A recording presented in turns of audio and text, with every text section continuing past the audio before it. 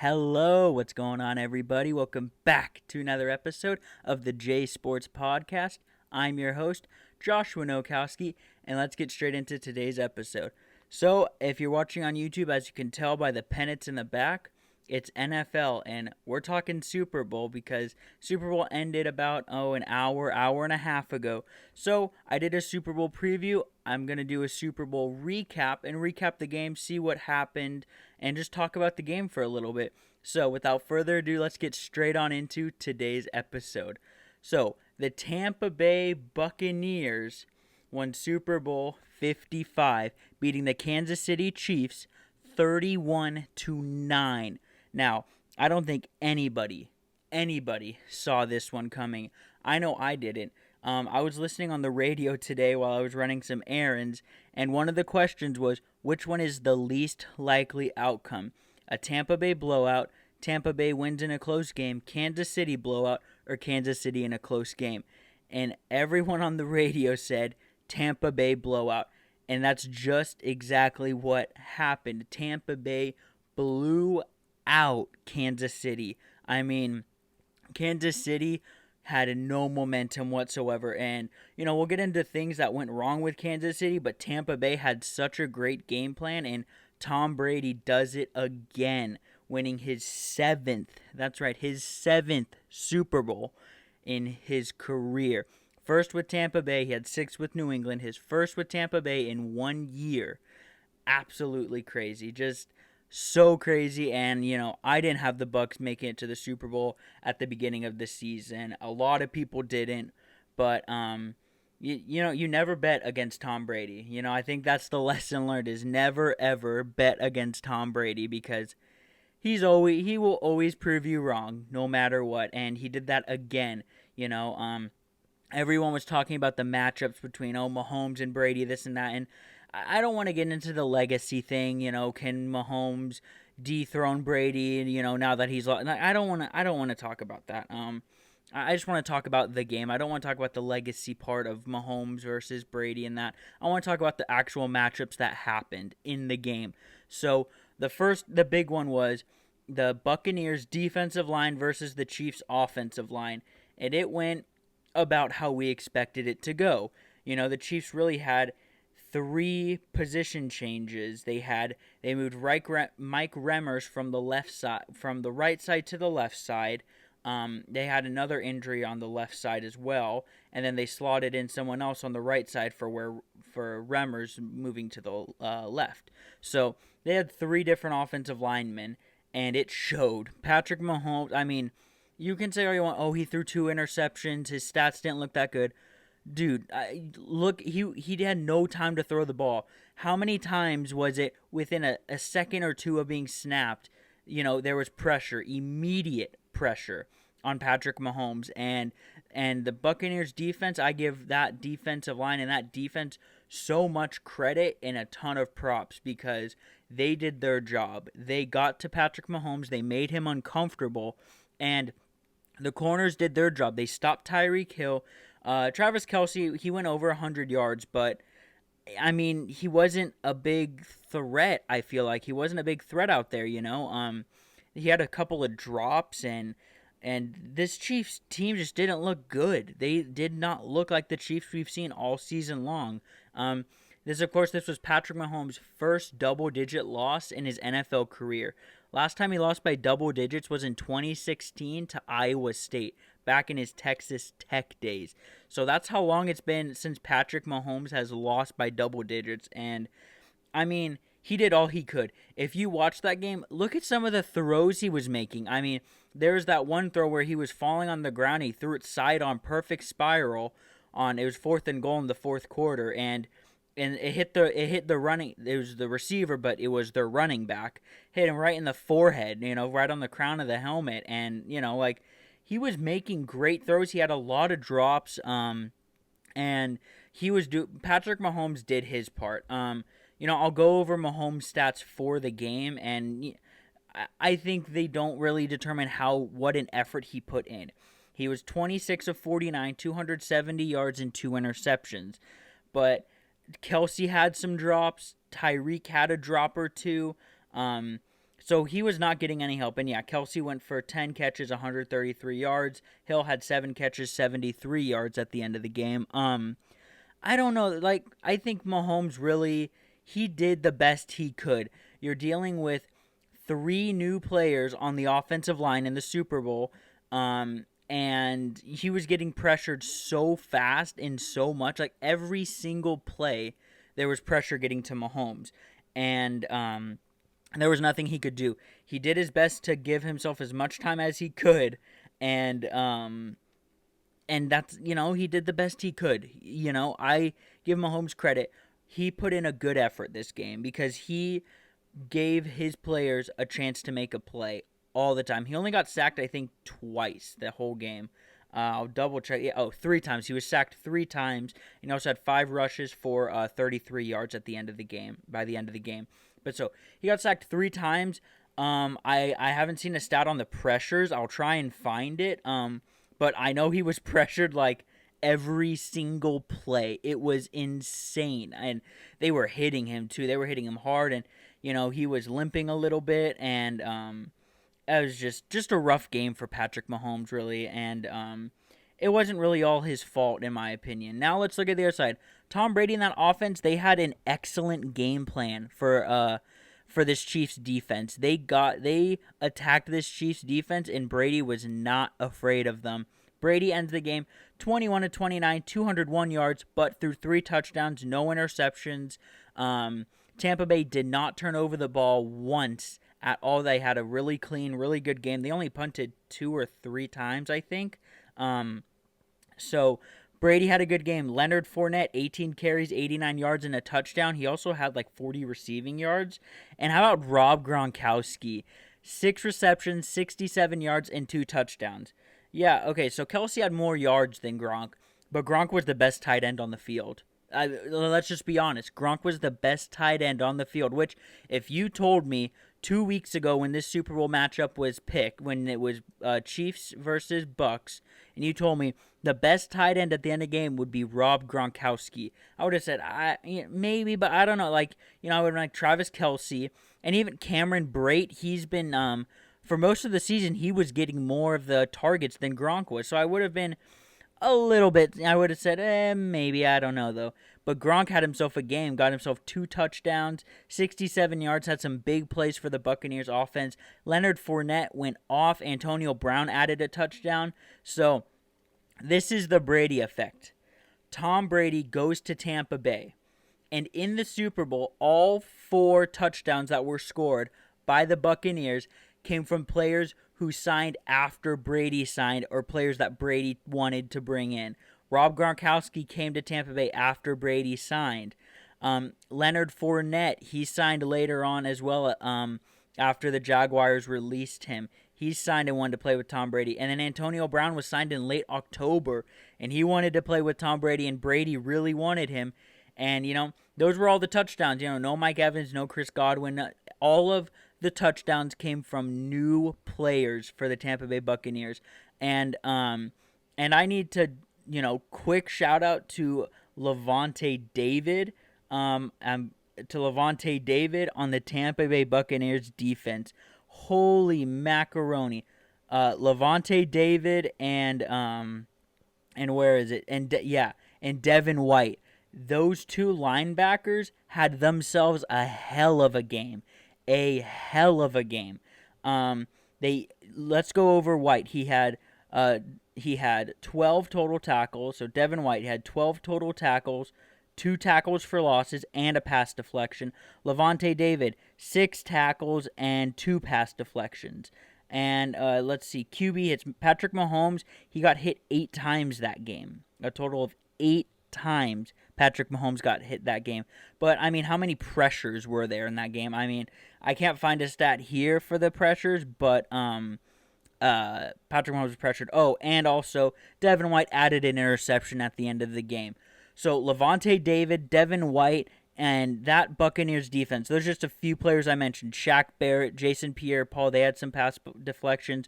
Ndamukong Suh kept on getting pressure, had a sack, I think, in that game. Yeah, a sack and a half, actually, in that game.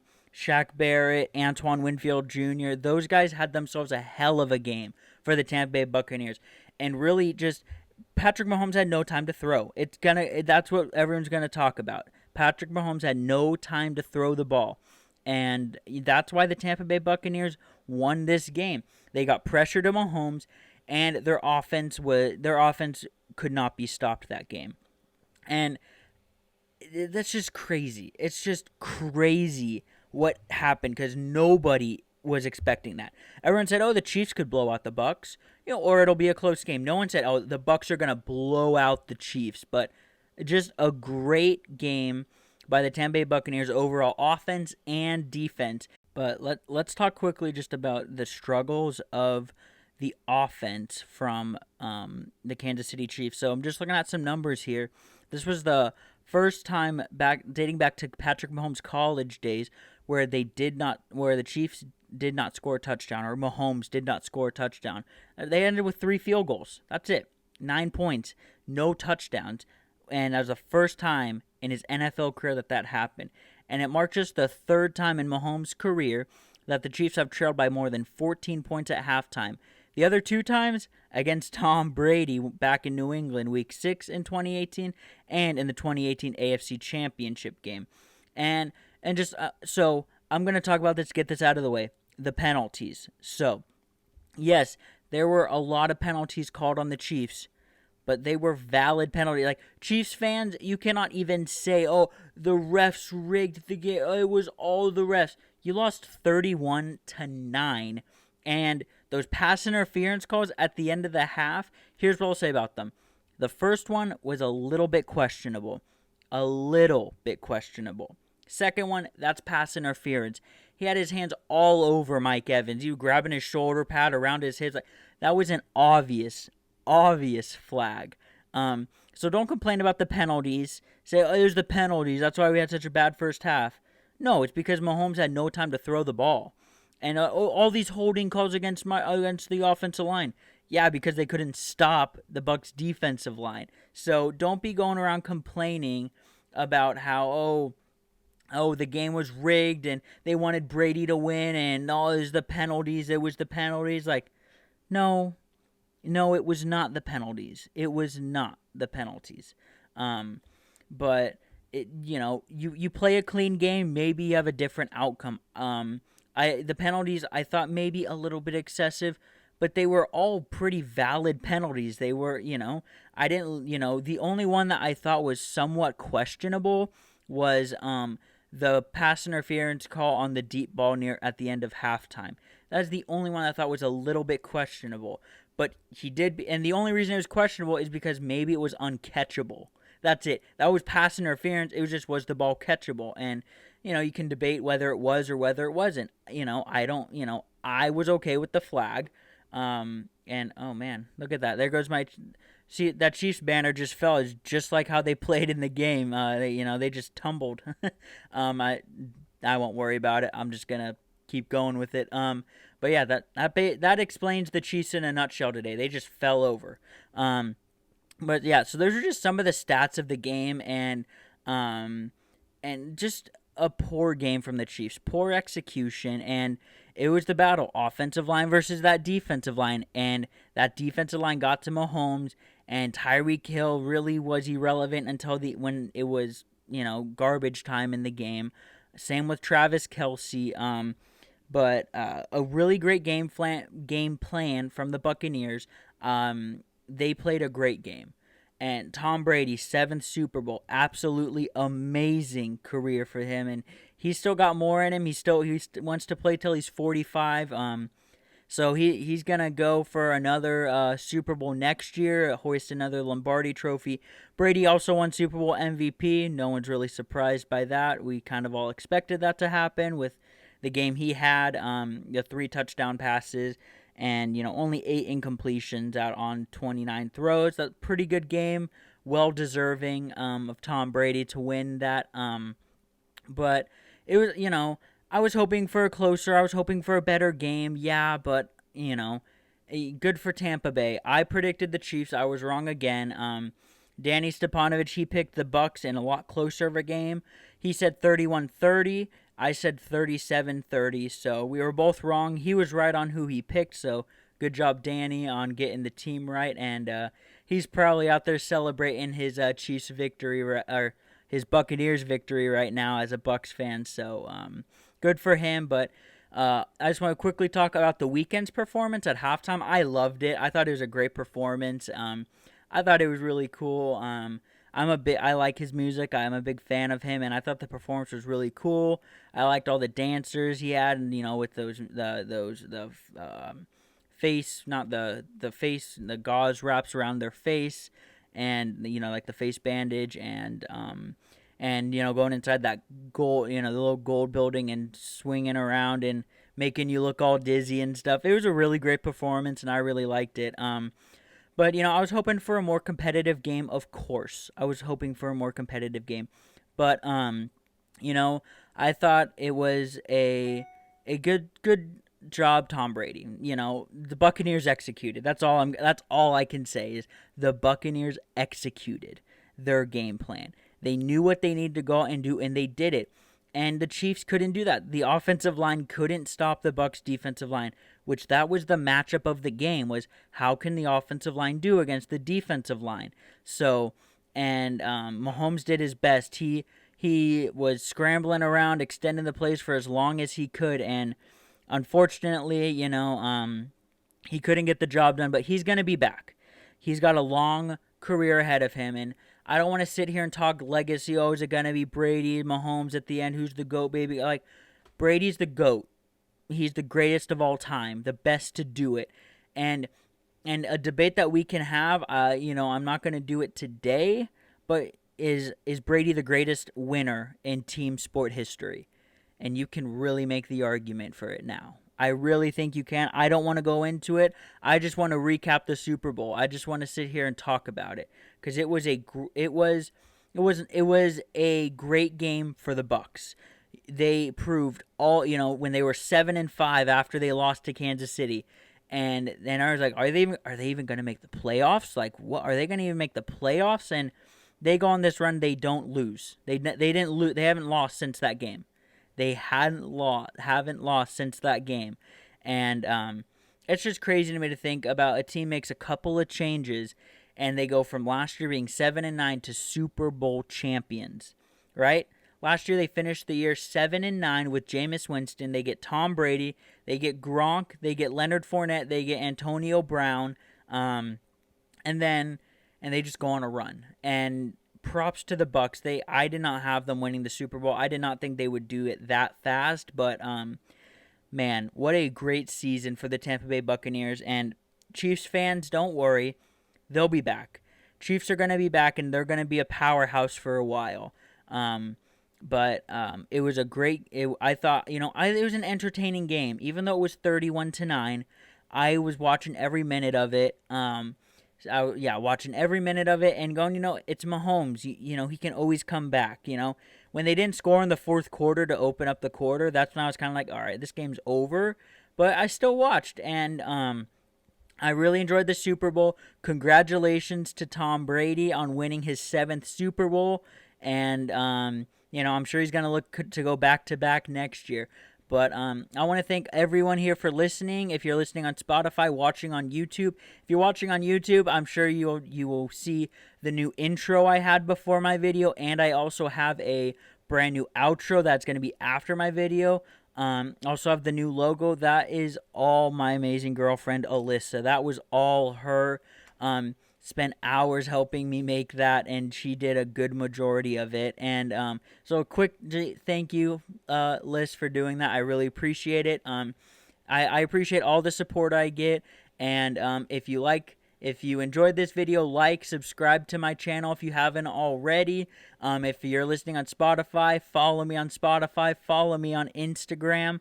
And football season's over, so I transitioned. We got some baseball, some hockey stuff to talk about. And, we'll talk about next season and free agency and draft news. So until next time, this has been Joshua Nowakowski of the J Sports Podcast. Peace.